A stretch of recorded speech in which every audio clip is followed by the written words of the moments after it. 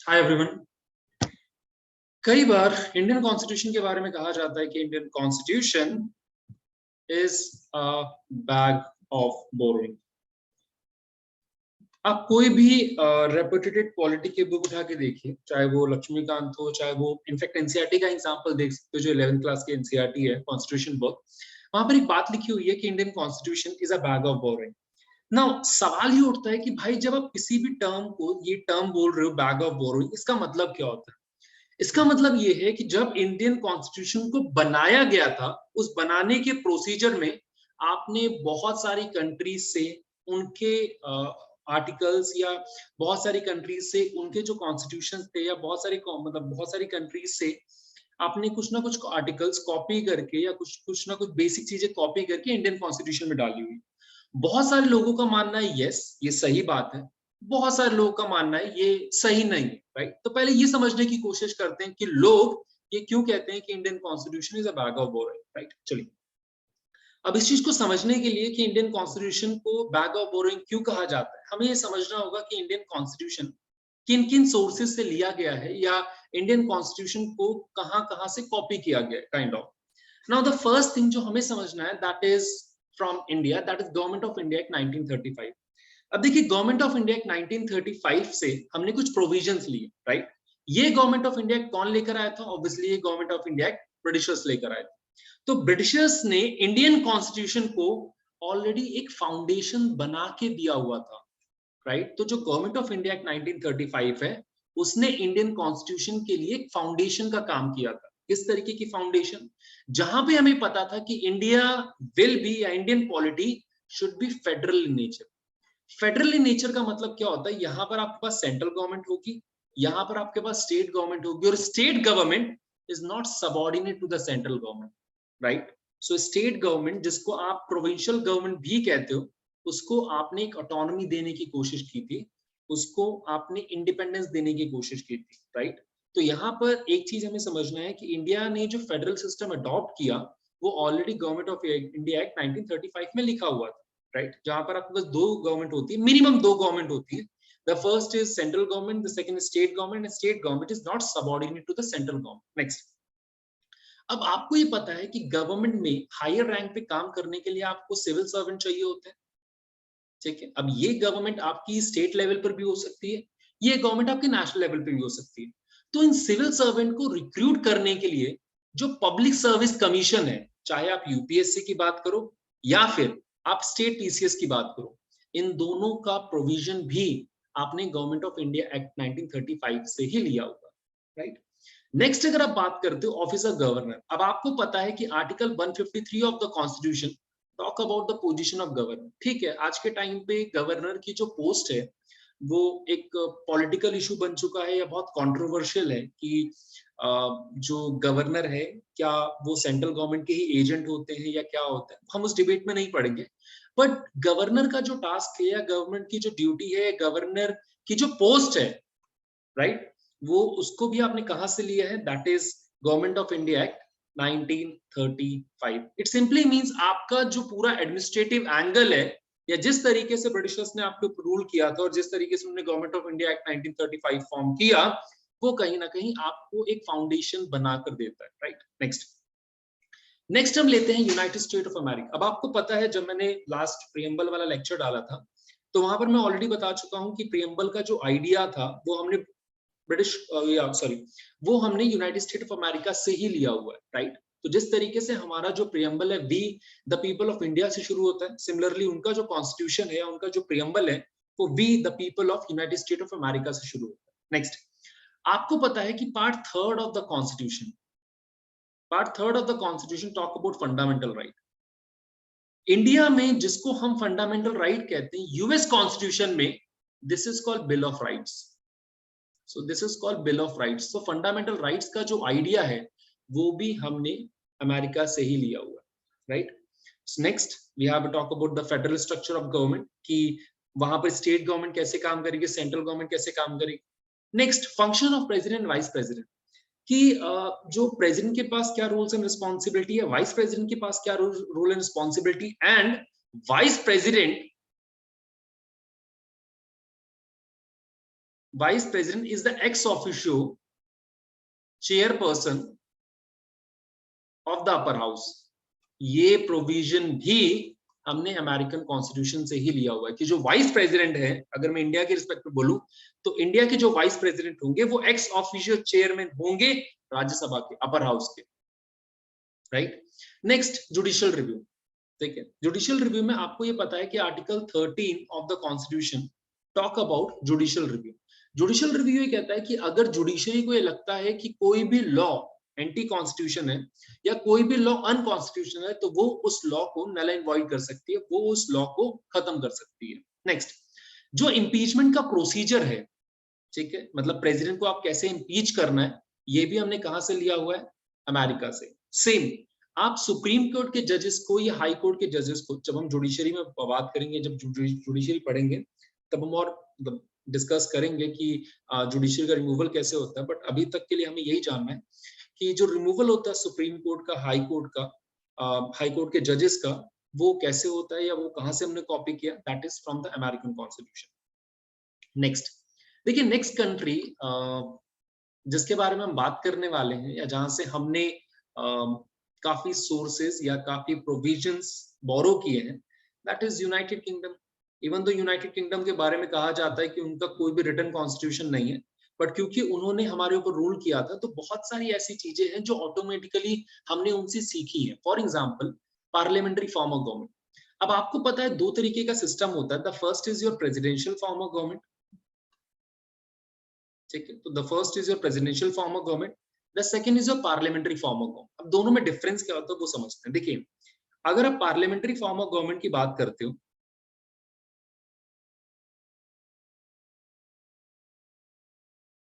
I know एक acid बना हुआ लग रहा है, ठीक है, सुनिए।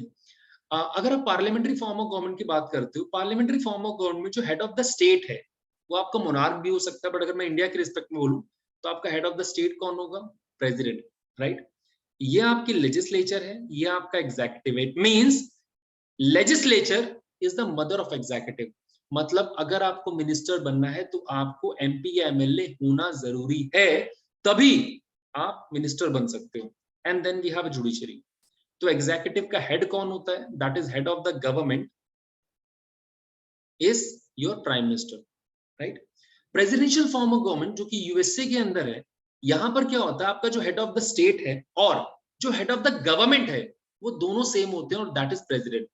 उसके अलावा आपका जो लेजिस्लेचर है, आपका जो एग्जीक्यूटिव है और आपका जो जुडिशरी है, वो तीनों ही अलग होते हैं। तीनों ही अलग होने का मतलब वो तीनों एक दूसरे से इंडिपेंडेंट होते हैं। तो आपको मिनिस्टर बनने के लिए वहां पर कांग्रेस का पार्ट होना, पार्लियामेंट का पार्ट होना जरूरी नहीं। Next, single citizenship. देखिए, अमेरिका अपने सिटीजन को ड्यूल सिटीजनशिप देता है, मतलब आप अमेरिकन सिटीजन भी होते हो, आप स्टेट के सिटीजन भी होते हो। बट जिस तरीके से यूनाइटेड किंगडम में एक सिंगल सिटीजनशिप की बात होती है, इंडिया भी सिर्फ सिंगल सिटीजनशिप देता है, आप सिर्फ और सिर्फ इंडियन सिटीजन ही होते हो। नाउ नेक्स्ट इज आर्टिकल 14, जो इंडियन कॉन्स्टिट्यूशन में आर्टिकल 14 है, that is equality before law and equal protection of law. तो जो रूल ऑफ लॉ है कि लॉ ही सुप्रीम होगा, इसका आइडिया भी हमने कहां से लिया, यूनाइटेड किंगडम से ही लिया। Next, bicameralism. देखिए, इसका मतलब क्या होता है कि आपके पास आपके पॉलिटिकल सिस्टम में दो हाउसेज होंगे, एक आपका लोअर हाउस होता है, एक आपका अपर हाउस होता है। लोअर हाउस को आप अगर इंडिया की बात करें तो आप लोकसभा भी बोलते हो, अपर हाउस को आप राज्यसभा कहते हो। इसको हाउस ऑफ कॉमन भी कहा जाता है, जो ब्रिटेन में कहा जाता है, इसको आप हाउस ऑफ लॉर्ड कहते हो। तो ये जो आइडिया है दो हाउसेस बनाने का, ये आइडिया भी हमने कहां से लिया, ये आइडिया भी हमने ब्रिटेन से लिया है, ये यूनाइटेड किंगडम से लिया है, राइट। चलिए, नेक्स्ट हम बात करते हैं कनाडा की। देखिए, वहां से कनाडा से हमने बहुत सारी चीजें ली हैं, जैसे कि quasi federal form of government. अब देखिए, दो तरीके का सिस्टम है। The first is your federal form of government, the second is unitary form of government, ठीक है। दो तीन चीजें मैं आपको समझा देता हूँ। फेडरल फॉर्म ऑफ गवर्नमेंट में दो बातें बोली जाती है कि यहाँ पर आपके पास मिनिमम 2 टियर ऑफ गवर्नमेंट होता है। The first is central government, the second is state government. Unitary form of government में आपके पास सिर्फ और सिर्फ यूनियन गवर्नमेंट और सेंट्रल गवर्नमेंट होती है। अगर वो चाहे तो वो स्टेट गवर्नमेंट बना सकती है, बट जो स्टेट गवर्नमेंट होती है वो सेंट्रल गवर्नमेंट के सबऑर्डिनेट होती है, उसको हर बात माननी जरूरी है। फेडरल फॉर्म ऑफ गवर्नमेंट के अंदर जो स्टेट गवर्नमेंट है उसको इनकी बात मानने की जरूरत नहीं है, यहां तक समझते हैं। दूसरा, अगर आप लिस्ट सिस्टम की बात करते हो, ठीक है, लिस्ट सिस्टम क्या होता है जब हम शेड्यूल पढ़ेंगे तब हम डिस्कस करेंगे। लिस्ट सिस्टम इंडिया में 3 तरीके का लिस्ट है। The first is union list. Union list जिसपे सिर्फ और सिर्फ यूनियन गवर्नमेंट या सेंट्रल गवर्नमेंट ही लॉ बना सकती है। देन आपके पास आता है स्टेट लिस्ट, जिसके ऊपर सिर्फ और सिर्फ स्टेट गवर्नमेंट लॉ बना सकती है। देन आपके पास आता है कंकरेंट लिस्ट। कंकरेंट लिस्ट में अगर आप बात करो तो कंकरेंट का मतलब होता है पैरेलल, मतलब यहां पर आपकी सेंट्रल गवर्नमेंट भी लॉ बना सकती है, यहां पर आपकी स्टेट गवर्नमेंट भी लॉ बना सकती है। बट अगर कोई डिफरेंस आया तो लॉ किसका प्रिवेल करेगा? सेंट्रल गवर्नमेंट का, राइट। उसके अलावा एक सब्जेक्ट और भी आता है, दैट इज रेसिडुअरी सब्जेक्ट। ठीक है, रेसिडुअरी सब्जेक्ट मतलब एक छोटे से एग्जांपल के थ्रू समझाता हूं कि जब इंडिया या इंडियन कॉन्स्टिट्यूशन बना था 1949 के अंदर, उस टाइम पे साइबर क्राइम नहीं थे, राइट, उस टाइम पे इंटरनेट नहीं था, बट आज है। तो अगर मान लीजिए किसी भी चीज की इमीडिएटली जरूरत पड़ जाती है, राइट, और आपको नहीं पता कि इस पावर को सेंट्रल गवर्नमेंट को देना चाहिए, स्टेट गवर्नमेंट को देना चाहिए, या दोनों के पास होना चाहिए, तो आप क्या करते हो?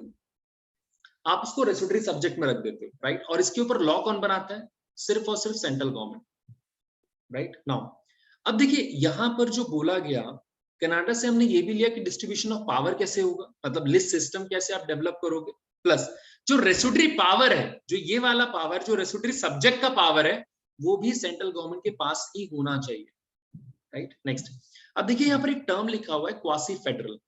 क्वासी फेडरल का मतलब होता है नॉट एग्जैक्टली। नॉट एग्जैक्टली का मतलब कि भाई फेडरल सिस्टम में आपके पास जो स्टेट गवर्नमेंट है या आपके पास जो सेंट्रल गवर्नमेंट है, दोनों ही पावरफुल होते हैं, ठीक है, दोनों के पास ही मतलब इक्वल पावर होती है almost, right. But quasi federal ये कहता है कि सेंट्रल गवर्नमेंट के पास ज्यादा पावर होनी चाहिए as compare to state government, और इंडिया में यही तो हो रहा है। जितने भी इंपॉर्टेंट सब्जेक्ट हैं वो सब यूनियन लिस्ट में है, राइट। कंकरेंट लिस्ट में अगर कोई डिबेट एंड डिस्कशन आता है या अगर कोई कॉन्फ्लिक्ट आता है तो सेंट्रल गवर्नमेंट का लॉ प्रिवेल करता है। रेसिडुअरी सब्जेक्ट में सेंट्रल गवर्नमेंट लॉ प्रिवेल कर रही है। तो भाई हर जगह पर अगर सेंट्रल गवर्नमेंट ही है तो आप एक्सपेक्ट कर ही सकते हो ना कि यहाँ पर हमारे पास एक क्वासी फेडरल गवर्नमेंट है, राइट। चलिए नेक्स्ट देखिए, नेक्स्ट अगर आप बात करें तो let's talk about the Ireland. अगर आप आयरलैंड की बात करते हो तो आयरलैंड से हमने डीपीएसपी का प्रोविजन लिया है। डीपीएसपी की फुल फॉर्म होती है directive principle of state policy, मतलब आपकी जो स्टेट है, राइट, जिसको आप एक वेलफेयर स्टेट फॉर्म करना चाहते हो, वो किस तरीके से काम करेगी, राइट। जैसे article 40 of the constitution talk about कि पंचायती राज सिस्टम होना चाहिए। Article 44 of the constitution talk about uniform civil code, right. तो ये चीजें हैं जहां पर स्टेट किस तरीके से अपने आप को एक वेलफेयर स्टेट में कन्वर्ट कर सकता है, उनका आइडिया हमने कहां से लिया था? आयरलैंड से, राइट। आपको पता है कि राज्यसभा के अंदर 12 लोग नॉमिनेट किए जाते हैं, ठीक है, 12 मेंबर्स को नॉमिनेट किया जाता है। तो जो नॉमिनेशन का प्रोसीजर है वो भी आपने कहां से लिया है? राज्यसभा से। अब वो भी कहां से लिया आपने? आयरलैंड से। नेक्स्ट अगर आप बात करो इलेक्शन ऑफ प्रेसिडेंट, कि प्रेसिडेंट को किस तरीके से इनडायरेक्टली इलेक्ट करना है, राइट, उसका भी प्रोविजन आपने कहां से लिया है? आयरलैंड से। नेक्स्ट बात करते हैं फ्रांस की। अब देखिए आपको पता है जब हम प्रेम्बल वाला पार्ट पढ़ रहे थे तो प्रेम्बल में 3 वर्ड्स लिखी हुई थी, इक्वालिटी, लिबर्टी, फ्रेटर्निटी। तो ये जो इक्वालिटी, लिबर्टी, फ्रेटर्निटी का आइडिया है वो हमने कहां से लिया है? हमने फ्रांस से लिया है, ठीक है। तो we have taken it from French constitution. और पूरी जो फ्रेंच रेवोल्यूशन है वो इन्हीं 3 आइडियाज को लेकर ही हुई थी। पूरी लेगेसी फ्रेंच रेवोल्यूशन की लिबर्टी, इक्वालिटी, फ्रेटर्निटी के आसपास रिवॉल्व करती है।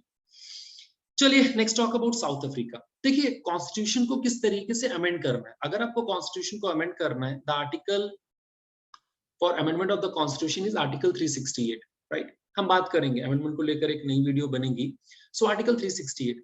सो अगर आप प्रोसीजर की बात करते हो, procedure for amendment of the constitution, so ये प्रोविजन हमने कहां से लिया है? That is South Africa.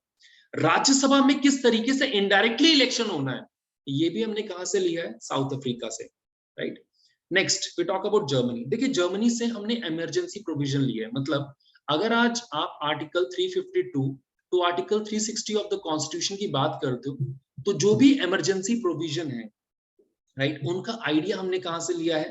That is Germany, जो उस टाइम पे वेमार रिपब्लिक था, राइट।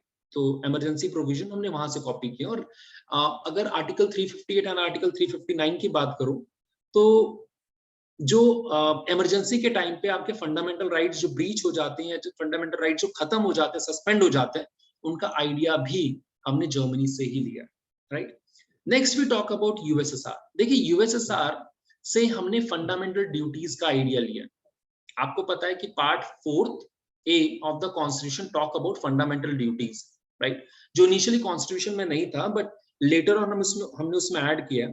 सो आपके पास टोटल अभी 11 फंडामेंटल ड्यूटीज हैं, ठीक है। और दिस इज नॉन जुडिशियल, मतलब अगर कोई भी इस फंडामेंटल ड्यूटीज को नहीं करता तो आप उसको लेकर कोर्ट में नहीं जा सकते, राइट। बट ये फंडामेंटल ड्यूटीज का जो आइडिया है वो हमने सोवियत संघ से लिया है, या आप कह सकते हो सोवियत यूनियन से लिया है, राइट। जो सोशलिज्म का आइडिया है वो हमने कहां से लिया है, वो भी कहीं ना कहीं हमने सोवियत यूनियन से लिया। इनफैक्ट जब हम इको की बात करेंगे तो जो प्लान्ड इकोनॉमी है या जो 5 ईयर प्लान की बात करते हो, तो ये 5 ईयर प्लान का आइडिया भी हमने सोवियत यूनियन से ही लिया था, राइट। चलिए next and the second last country जिसके बारे में बात करने वाले हैं, दैट इज ऑस्ट्रेलिया। ना ऑस्ट्रेलिया से हमने फ्रीडम ऑफ ट्रेड की बात की है कि स्टेट के बीच में, बिकॉज इंडिया में 28 स्टेट जो हैं उनके बीच में आपस में किस तरीके से ट्रेड होगा, राइट, किस तरीके से टैक्सेस का बंटवारा होगा, वो सभी की सभी चीजें हमने कहीं ना कहीं ऑस्ट्रेलिया से ली है। नेक्स्ट कंकरेंट लिस्ट हम ऑलरेडी डिस्कस कर चुके हैं, उसका आइडिया भी हमने ऑस्ट्रेलिया से ही लिया है। And the last is Japan. Japan से हमने प्रोसीजर एस्टैब्लिश बाय लॉ लिया है, राइट। बट एक चीज याद रखिएगा कि दो चीजें हैं, एक जापानीज कॉन्स्टिट्यूशन ये कहता है कि there is a procedure established by law, so there is a procedure established by law. American constitution ये कहता है ड्यू प्रोसेस ऑफ लॉ। मैं समझाऊंगा अभी क्या होता है। इवन दो सुप्रीम कोर्ट का मानना ये, इंडियन सुप्रीम कोर्ट का मानना ये है कि इंडियन कॉन्स्टिट्यूशन में प्रोसीजर एस्टैब्लिश्ड बाय लॉ लिखा हुआ है, बट उसका मतलब भी ड्यू प्रोसेस ऑफ लॉ ही होता है। दोनों में फर्क क्या होता है? देखिए सुप्रीम कोर्ट ने बोला कि जब भी उसके पास कोई भी केस आएगा तो वो उस केस को इनिशियली कैसे चेक करेंगे, प्रोसीजर एस्टैब्लिश्ड बाय लॉ से। मतलब क्या जो लॉ, जिस लॉ के थ्रू ये लॉ बनना चाहिए, जिस प्रोसेस के थ्रू ये लॉ बनना चाहिए, क्या वो प्रोसेस फॉलो हुआ है कि नहीं हुआ। मतलब लोकसभा में गया है कि नहीं गया, राज्यसभा में गया है कि नहीं गया, राइट, प्रेसिडेंट ने साइन किए कि नहीं किए। सो प्रोसीजर फॉलो हुआ है कि नहीं हुआ, पहले सुप्रीम कोर्ट सिर्फ ये चेक करती थी। लेटर ऑन सुप्रीम कोर्ट ने अपने जजमेंट में बोला कि नहीं, अब इवन दो कॉन्स्टिट्यूशन में प्रोसीजर एस्टैब्लिश्ड बाय लॉ लिखा है, बट इसका मतलब ड्यू प्रोसेस ऑफ लॉ होता है। इट मींस हम प्रोसीजर तो चेक करेंगे ही करेंगे, प्लस उस लॉ को बनाने के पीछे जो इंटेंशन है, हम उस इंटेंशन को भी चेक करेंगे कि भैया वो लॉ बनाना क्यों चाहते हो, पर्पस क्या है, राइट। और उसके अलावा आपको पता है, हम एक नई वीडियो में इसको डिस्कस भी करेंगे, that is basic structure, right. Kesavananda Bharati case के अंदर सुप्रीम कोर्ट ने, केशवानंदी भारती केस जो 1973 में आया था, उसमें सुप्रीम कोर्ट ने क्लियरली मेंशन किया है कि अगर इंडियन गवर्नमेंट चाहे, पार्लियामेंट चाहे, तो किसी भी लॉ को अमेंड कर सकती है, कॉन्स्टिट्यूशन के किसी भी प्रोविजन को अमेंड कर सकती है, एक्सेप्ट मतलब कर सकती है अगर उससे कॉन्स्टिट्यूशन का बेसिक स्ट्रक्चर हार्म नहीं हो रहा तो, राइट। चलिए नेक्स्ट, द नेक्स्ट थिंग जो हम यहाँ पे डिस्कस करने वाले हैं, अभी तक हमने ये देखा कि जितने भी जो कॉन्स्टिट्यूशनल प्रोविजंस हैं, राइट, कॉन्स्टिट्यूशनल प्रोविजन कौन कौन सी कंट्री से लिया गया हमने वो डिस्कस कर लिया। सो यस, हम कह सकते हैं कि यार जो इंडियन कॉन्स्टिट्यूशन है is a bag of borrowing. But मैंने बोला था कि बहुत सारे लोग बोलते हैं कि नहीं, Indian constitution is not a bag of borrowing. क्यों?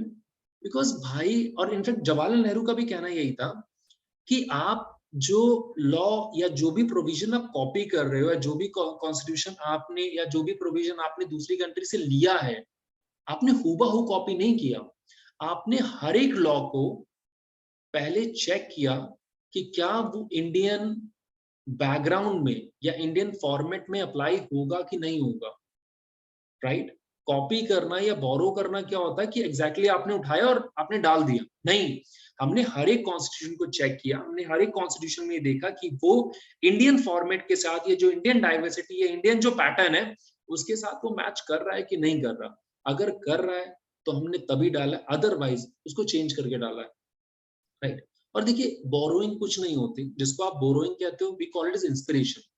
हमने दूसरी कंट्री से कॉपी नहीं किया, हमने दूसरी कंट्री के कॉन्स्टिट्यूशन से हम इंस्पायर हुए हैं, और इंस्पिरेशन लेना गलत नहीं है, राइट। चलिए, तो आई होप आपको इतना समझ में आ गया होगा, आपको ये वीडियो पसंद आई होगी। ठीक है, थैंक यू, बाय बाय।